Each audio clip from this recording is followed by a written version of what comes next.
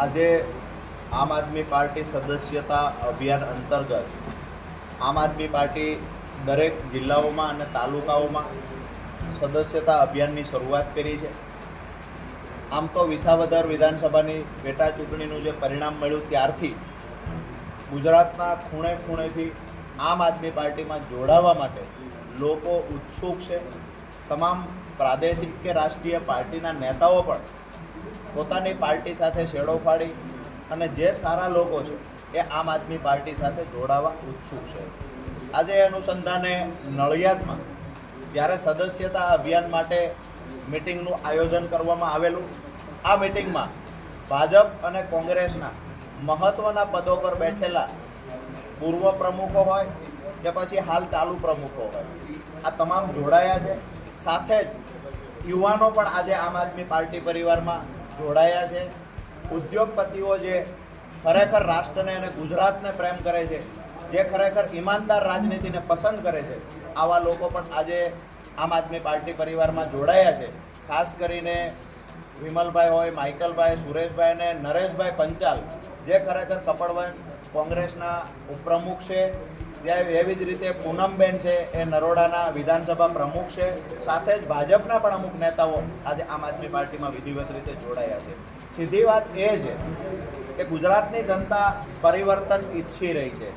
આજે નડિયાદ ખાતે મોટી સંખ્યામાં 40થી વધારે લોકો પોતાની પાર્ટી છોડી કોઈ કાર્યકર્તા છે, કોઈ તાલુકાના હોદ્દેદાર છે, કોઈ જિલ્લાના હોદ્દેદાર છે, કોઈ ફ્રન્ટલમાં કામ કરી ચૂક્યા છે.